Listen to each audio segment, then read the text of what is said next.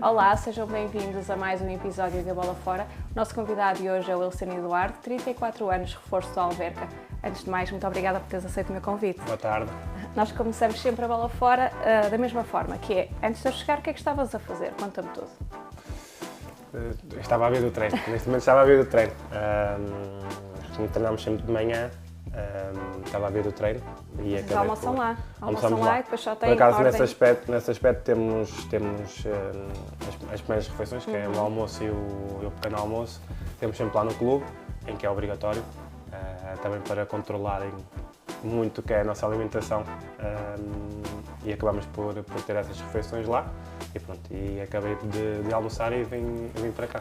Tu decides regressar agora a Portugal depois de alguns anos fora. Era o rumo que querias dar à tua carreira? A verdade é que foi mais por questões familiares que vim para cá, que decidi, juntamente com a minha família, voltarmos para Portugal. Estávamos bem fora, nos últimos anos estivemos em países fantásticos para se viver, claro com os seus problemas, mas que eram muito bons para nós. Mas por questões familiares, nomeadamente da minha filha, decidimos que era o melhor regressar a Portugal. Se houvesse essa possibilidade, surgiu e cá estamos nós agora cá em Portugal novamente. Olha, tu foste a contratação mais sonante do Alverca, és ali o nome de peso. Sentes essa responsabilidade, quer no balneário, quer também pela parte administrativa da direção e também dos adeptos? Não, é normal eles olharem para nós, até porque o nosso plantel é muito jovem, tirando 2 ou 3 jogadores que estão acima dos 30 anos. Todo o resto, mais velhos, não é? Sou o segundo mais velho. Todo o resto é abaixo dos 25. Então, como é óbvio, eles olham para nós, não digo de maneira diferente, mas com um tipo de responsabilidade que se calhar que eles acabam por não passar aos outros, pela experiência que temos, por aquilo que já vivenciamos no futebol, pela carreira que já tivemos, jogar a Primeira Liga, tudo mais, jogar fora. É normal que eles olhem para nós e não digo que nos responsabilizem para estar dentro do plantel e sermos mais, neste caso temos de ser muito mais assertivos, mesmo com os mais jovens. Lá está, já passamos por muita coisa, e é mais nesse aspecto que eles digo, a administração, olham para nós. No grupo senti-me normal, não foi um grupo fantástico, foi um grupo que me acolheu bem, foi já no final do mercado, foi um grupo que já estava junto há 2, 3 meses, mas que me acolheu bem, que me integrei rápido e claro, lá está, eles depois acabam por olhar, por perguntar, por tentar saber várias situações e nós, como mais velhos, vamos tentando ajudar de uma maneira ou de outra. Olha, como é que está a ser o regresso mesmo a casa, a Portugal? Portanto, sentiste que houvesse a necessidade de voltar a adaptar a casa e perguntava-te se já viviam cá, se esta já era a vossa moradia antes? Eu já tenho esta moradia há algum tempo, mas vivermos cá mesmo, eu penso, mesmo eu nunca vivi, porque já tenho esta casa há algum tempo, mesmo antes de conhecer a minha mulher, mas nunca vivemos cá muito tempo, porque sempre estive fora, ou seja, acabava por ser só uma casa de férias, vá. Apesar de ser a nossa residência, até o momento é a nossa residência, mas nunca vivemos cá, é a primeira vez que o estamos a fazer, também não vai ser por muito tempo, porque em breve iremos nos mudar.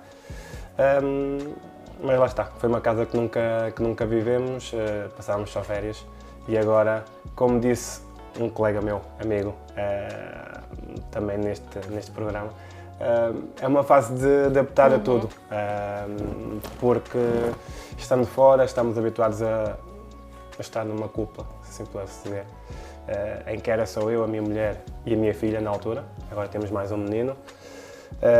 Claro, tínhamos colegas fora, tínhamos portugueses que muitas das vezes estavam connosco, mas vivíamos num mundo só nosso, se assim posso dizer, num mundo em que saíamos para almoçar de vez em quando, era muita coisa a 3 e agora tudo muda.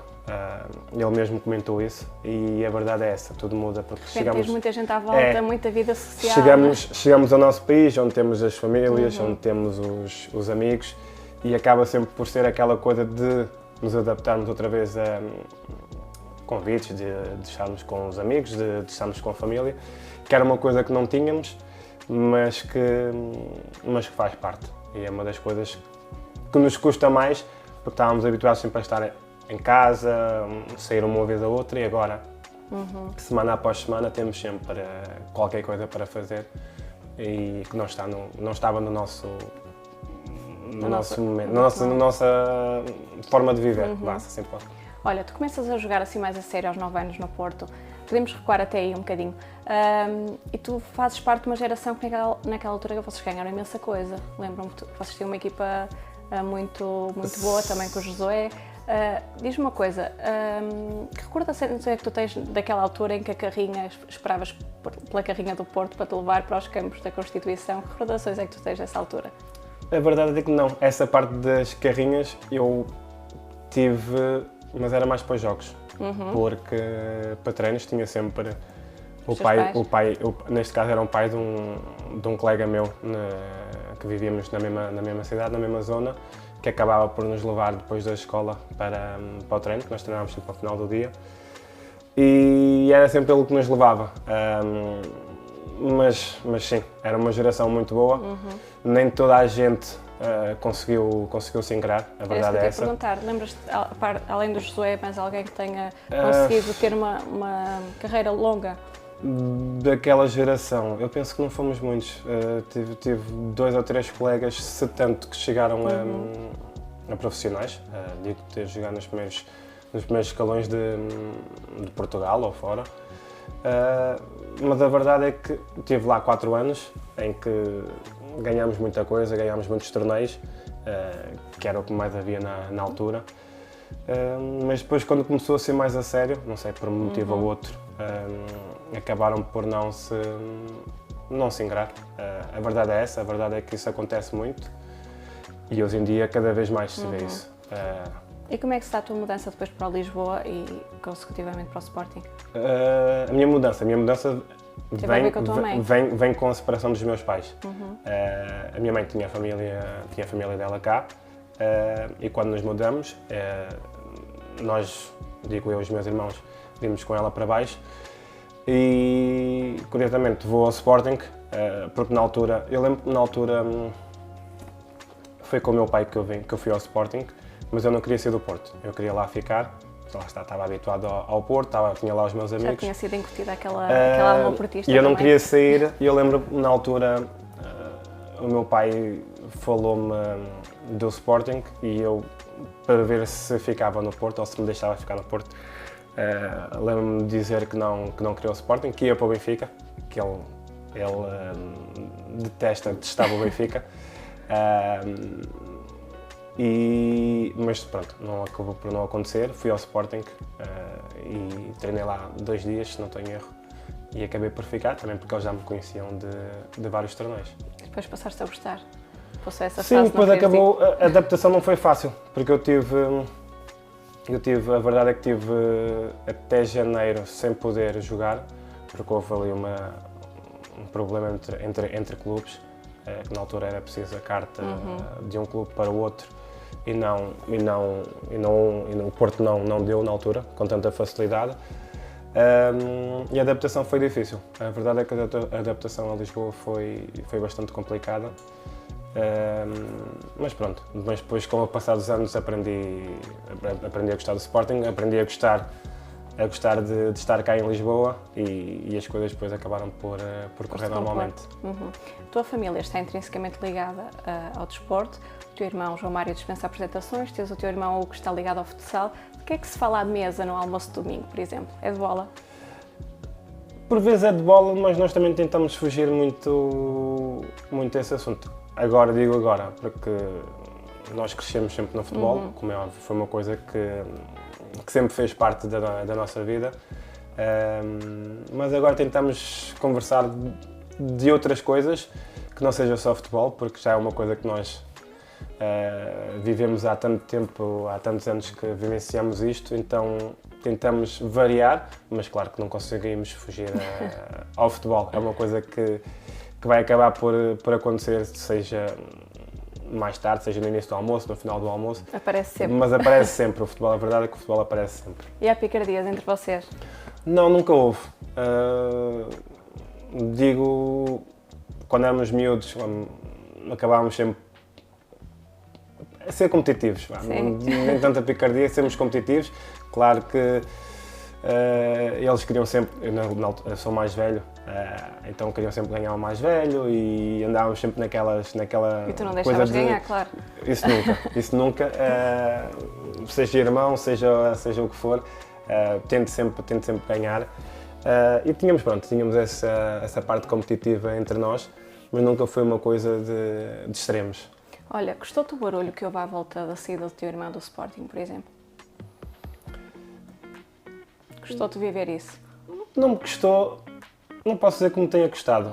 Foi uma situação chata, a verdade é que foi, principalmente para ele, digo para ele e para a minha mãe. Nós nem tanto porque estávamos fora, ou seja, acabámos por não estar cá, por não estar aqui em Lisboa, nesta situação que ele passou. Mas a verdade foi o que ele disse, foi a situação que foi. Ele sempre demonstrou que queria regressar ao Sporting, a verdade é que toda a gente soube disso. Acabou por não acontecer, surgiu a oportunidade do Benfica e ele também, juntamente com a família, decidiu que era o melhor. E eu, como irmão, ele antes de o fazer falou comigo. Eu disse, se é uma coisa que tu queres, nós estamos aqui a apoiar-te, não a 100%, a 1000%. Portanto, foi uma coisa que não foi fácil, não foi fácil principalmente os primeiros meses, mas que depois acaba por ser uma coisa natural. Como é que vocês vivem as dores uns dos outros? Perguntava-te se há essa gestão e também as alegrias, porque acredito que, por exemplo, o Euro 2016 tenha sido a maior alegria até para ti, porque fizeste parte das seleções jovens. Acredito que aquele momento tenha sido especial. Nós falamos, se calhar não posso dizer, não todos os dias, mas todas as semanas falámos várias vezes.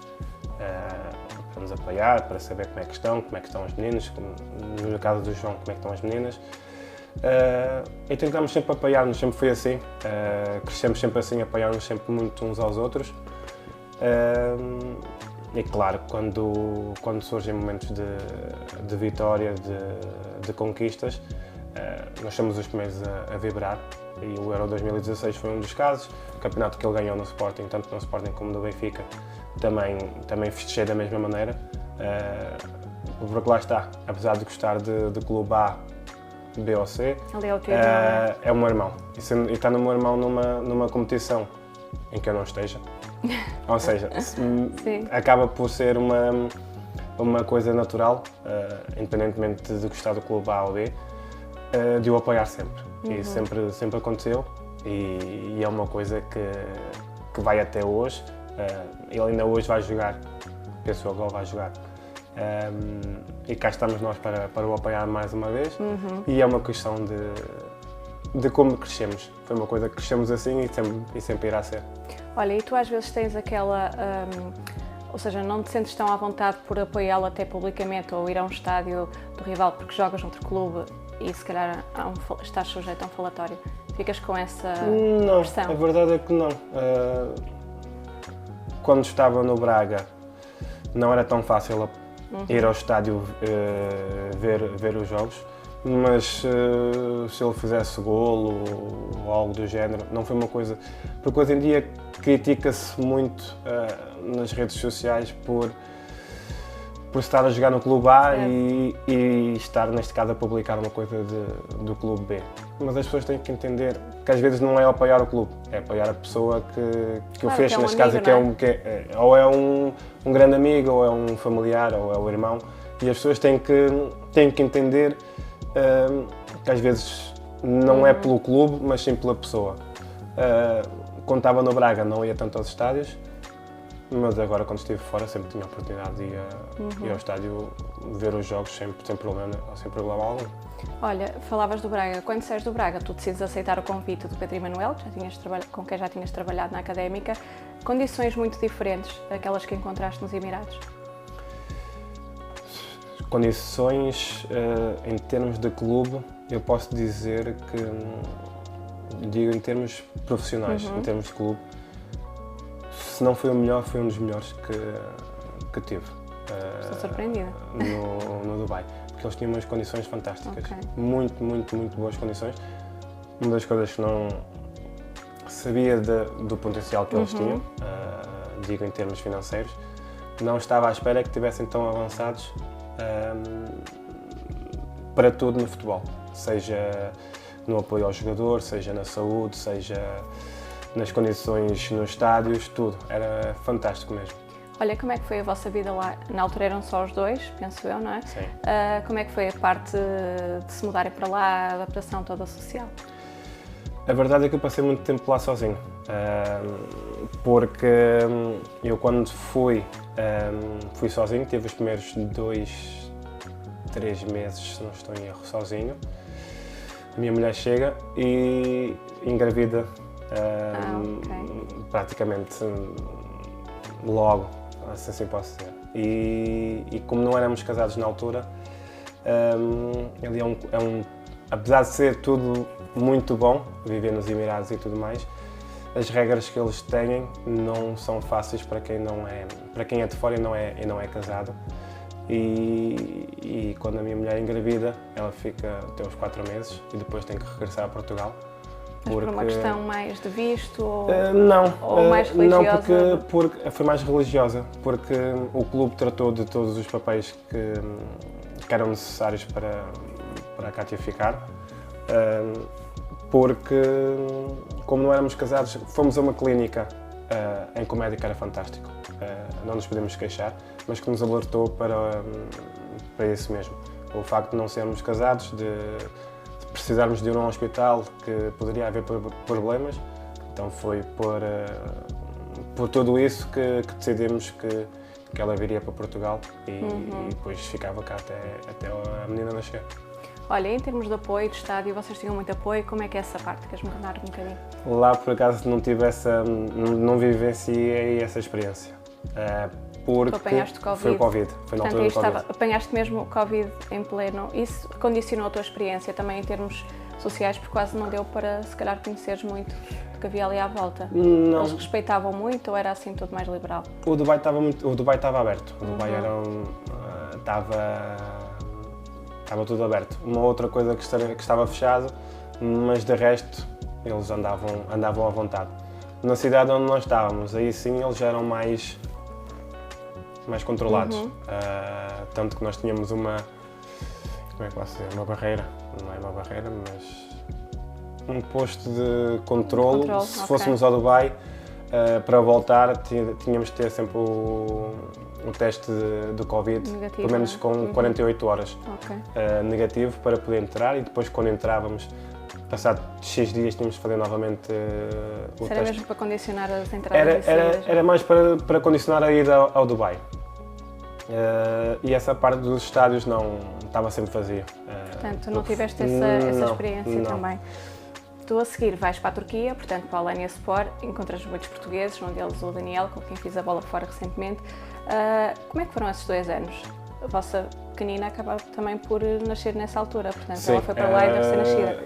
Foi para lá com 3 meses, ela nasceu cá em Portugal, mas depois, quando fez 3 meses, ela foi com a mãe para a Turquia, já lá estava, e foram anos fantásticos. Foi um dos países e a cidade onde nós gostamos mesmo muito de viver, e se um dia iremos lá voltar para visitar tudo mais, porque foi uma cidade em que, na verdade, gostamos mesmo muito. Cidade fantástica, as pessoas também acolheram-nos muito bem, e pronto, depois a nossa filha também foi para lá, estivemos sempre lá os 3, como disse no início, estivemos sempre lá os 3 a viver e aproveitámos bastante. A verdade é que aproveitámos bastante a Turquia. Olha, a Liliana, a mulher do Daniel, contou-me que vocês, volta e meia, voltavam do estágio às tantas da manhã a trotinete elétrica, que isso é impensável em Portugal. Queres contar um bocadinho sobre isso? Porque nós acabámos por deixar sempre os carros com as nossas mulheres, lá está, para poderem passear, para poderem ir à praia com os meninos e tudo mais. E a hora que chegávamos, muitas das vezes chegávamos, não sei, meia-noite, 1 da manhã, e para não estar a chamar táxis, e depois porque era uma cidade que era, por acaso nessa situação acabou por ser numa noite fria, mas é uma cidade, por norma, está sempre calor, e para não estarmos a chamar táxi, decidimos pegar em 2 trotinetes e íamos pelo mar, de trotinete. Foi bom, posso dizer que foi bom, tirando a parte do frio.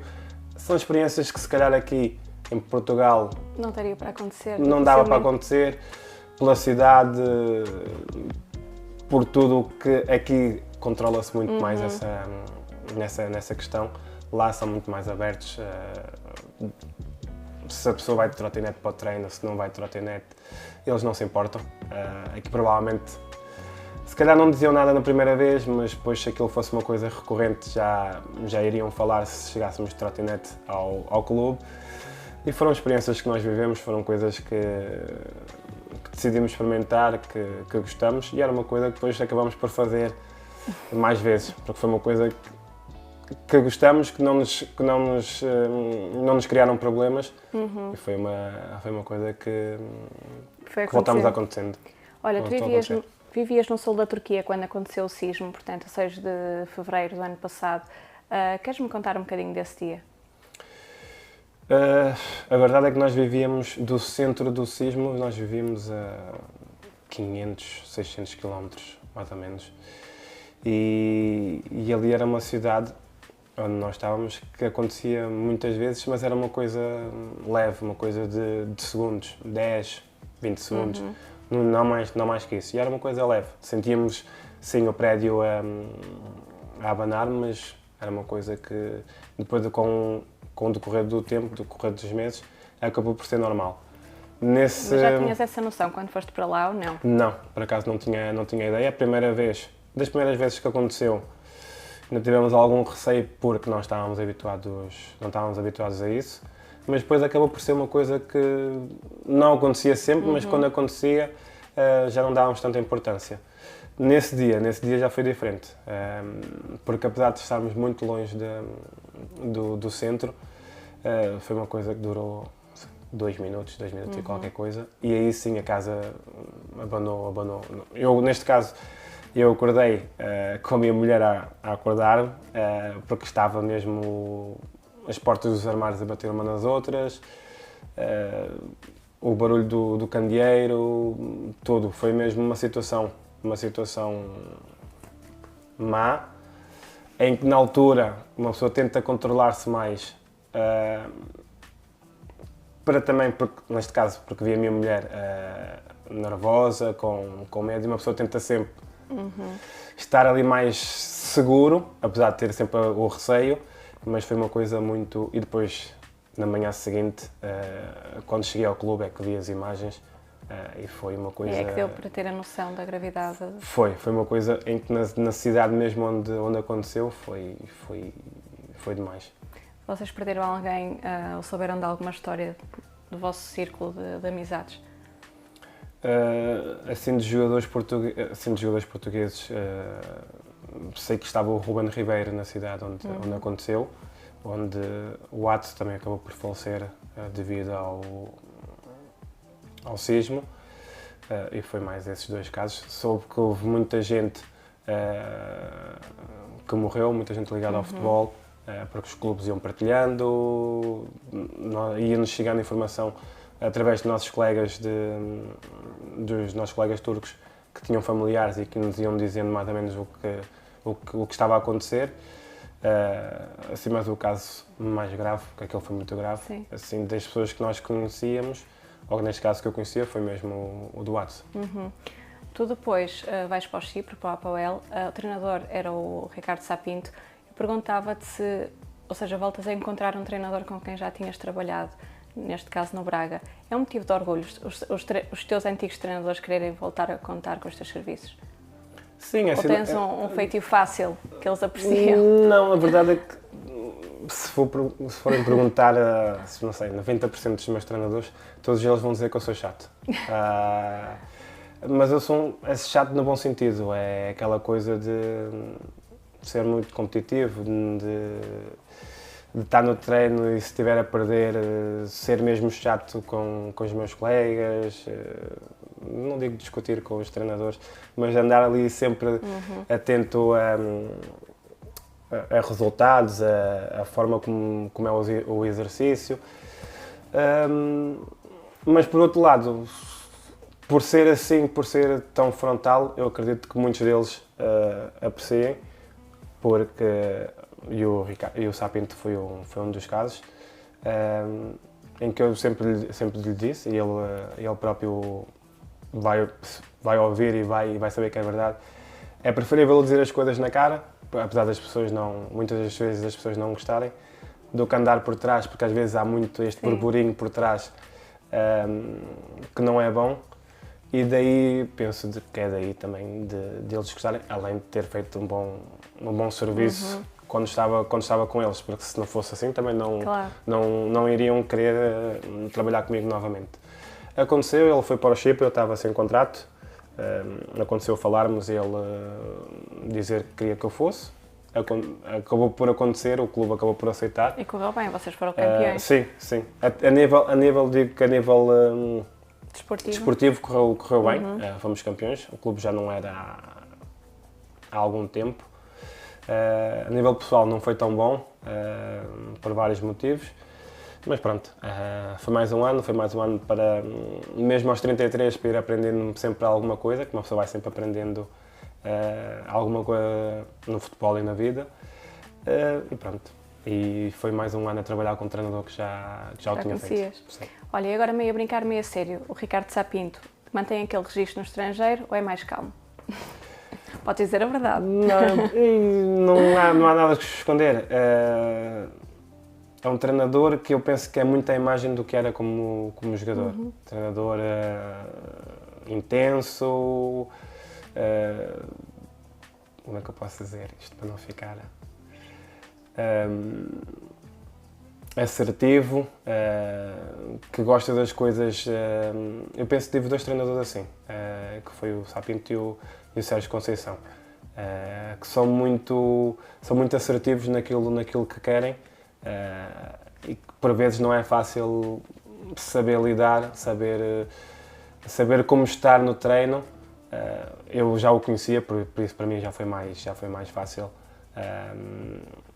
voltar a trabalhar com ele, mas é um treinador, pronto, lá está, que tem as suas conquistas, mas que por vezes pode-se não entender tão bem como se lidar com ele. O que é que gostaste mais do Chipre e o que é que gostaste menos? A nível de vida. Do Chipre. Boa pergunta. Puxa, isso é muito boa pergunta. O que é que eu não gostei? Eu penso que ali também não há muita coisa para se fazer. Eu penso que é um país, uma ilha, em que não há muito para fazer. Ficas ali mais limitado, não é? É, porque ali há uma coisa que, por ser tão pequeno e por estar a jogar num clube que lá é o clube mais titulado, acaba-se por saber tudo. Se uma pessoa vai jantar fora e chega um bocado mais tarde da casa ou sai um bocado mais tarde do restaurante, no dia a seguir no clube já sabem, E os adeptos cobram muito ali também, não é? Cobram muito. O Apoel é o clube que tem mais adeptos e eles ali cobram bastante, cobram mesmo muito. Nós tivemos 90% do campeonato todo em primeiro lugar e mesmo assim sempre tivemos a cobrança da parte deles. E eu penso que a parte mais chata ali é mesmo essa, é não termos à vontade, por exemplo, tínhamos na Turquia, se quisermos ir jantar fora, digo jantar porque é quando podemos nos esticar mais um bocado e já passa se calhar a hora de estar em casa, em que estamos sempre expostos. Tirando isso, eu penso que é um país que é bom para se viver, principalmente na altura do calor. Tem sempre muita coisa para fazer, muitas praias para ir, muitos sítios para se conhecer. Eu penso que é mais por aí. Olha, apesar destas experiências todas no estrangeiro, é em Braga, acho que concordas comigo, que as coisas correram melhor. Não sei se por haver mais estabilidade, a verdade é que houve mais jogos, mais golos. Sentes isso? Que Braga foi um sítio especial para ti? Sim, eu sempre disse isso, porque antes de ir para Braga andava sempre, neste caso, com a casa às costas, porque todos os anos mudava de cidade.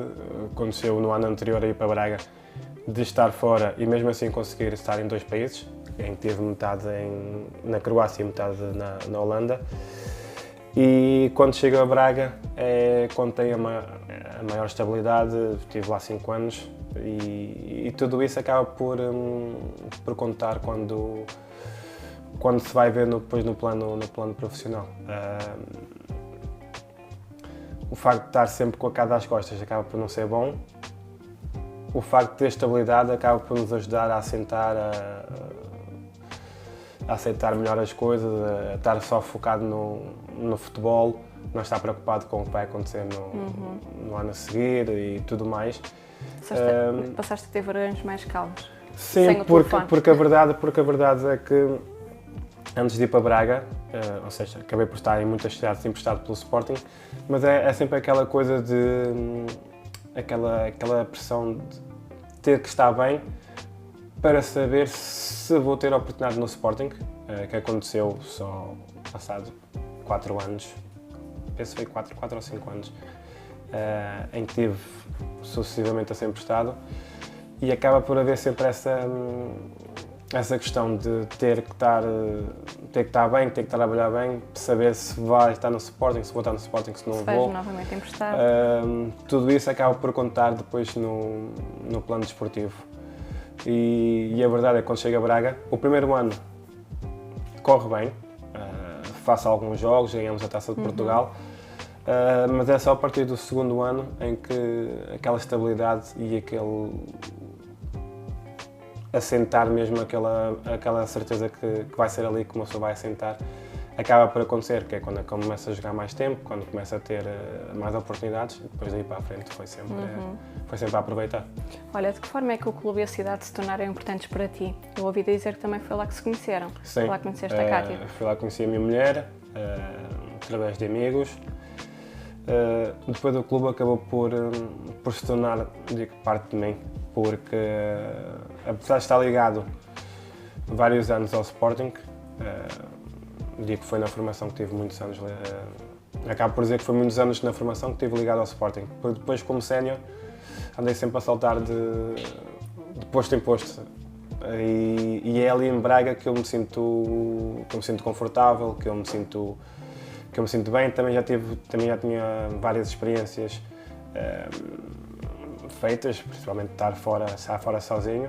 Depois conheço a minha mulher, as coisas acabam por entrar naquele registro de acalmar mais também a vida pessoal, e eu penso que tudo isso depois leva a que, aliado a estar a fazer bom trabalho, a que as pessoas no clube gostem mais de ti, os adeptos acabem por gostar mais de ti, e eu penso que foi mesmo ali que posso ser, que estive no meu auge e que consegui mesmo aproveitar o clube. Olha, não posso terminar a entrevista sem te falar da seleção de Angola. Eu acredito que tenhas tido várias abordagens, mas quando e porquê te decides integrar? É verdade, tive bastantes abordagens de vários treinadores. A primeira estava no Sub-21 de Portugal. Depois, com o passar dos anos, a verdade é sempre esta, e eu mesmo ali, e as pessoas no país sabem, porque sempre fui sincero, a pessoa, quando está ligada a um grande, vai sempre tendo aquela noção que se conseguir ficar no clube, que vai-se conseguir chegar à seleção de Portugal.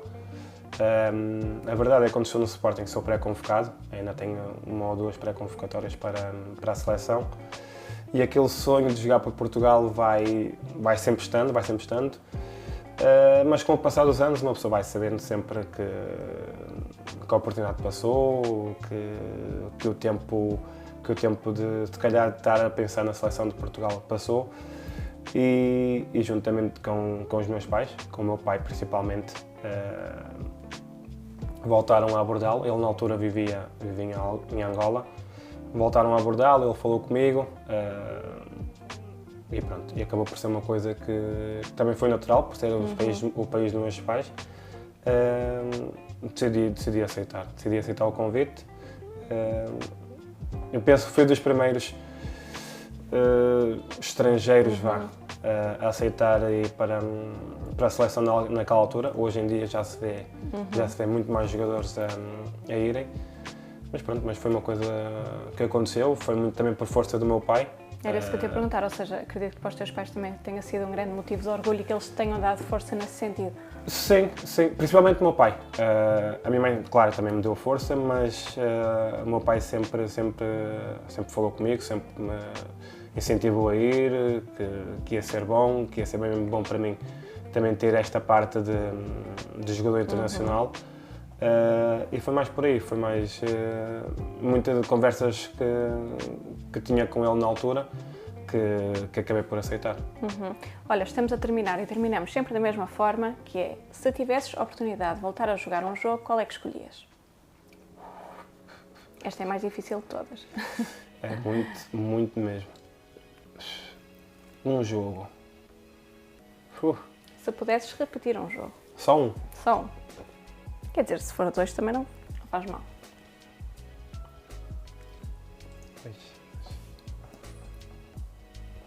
Eu tive 2 conquistas pelo Braga, mas a verdade é que não joguei nenhuma delas na final, portanto esses jogos vou excluir.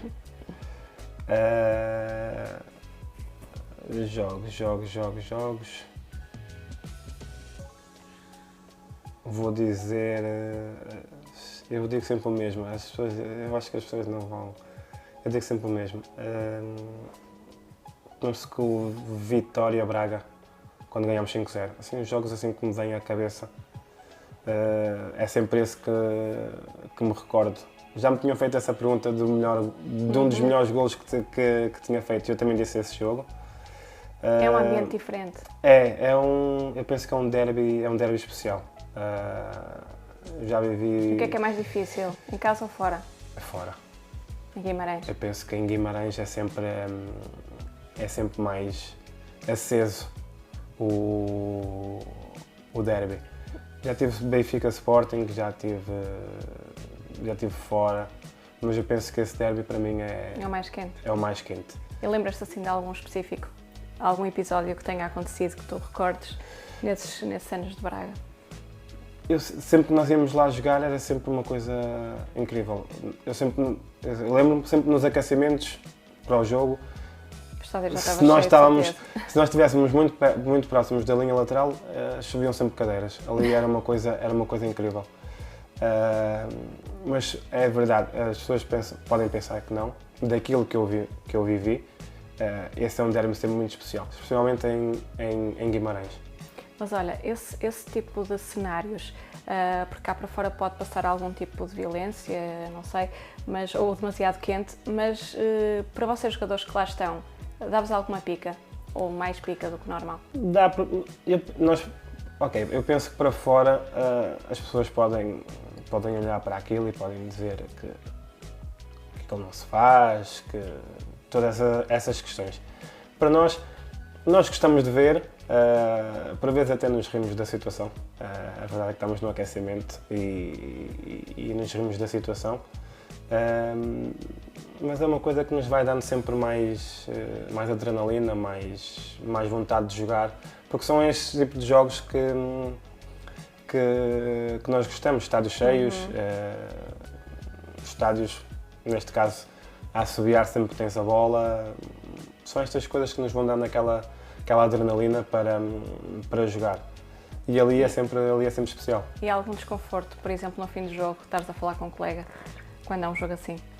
Não, por acaso não. Eu, seja onde for, nunca tive nenhum problema, ganhando, perdendo, no final do jogo, de falar com um amigo, com um colega, se estiver do outro lado. Porque lá está, ali durante aqueles 90 minutos somos rivais, depois disso há uma vida pela frente e eu penso que as pessoas têm que conseguir saber separar essa parte do futebol, do jogo, com a vida pessoal. Ainda há uns tempos tivemos aqui um caso em Portugal e que foi muito bem falado, do Paulinho com o Zaidu, se não estou em erro, em que houve uma confusão também no clássico e eles estavam os dois abraçados. E eu penso que é esse tipo de coisas que uma pessoa tem que saber gerir. O jogo é o jogo, depois do jogo acabar, acaba ali a rivalidade e tem que saber que está o amigo do outro lado e tem que se falar, ganhando ou perdendo. Wilson, foi um gosto, muito obrigada mesmo. Obrigada à Cátia, que foi aqui intermediária, e muito boa sorte para vocês neste regresso a casa. Obrigado. Obrigada. Obrigado.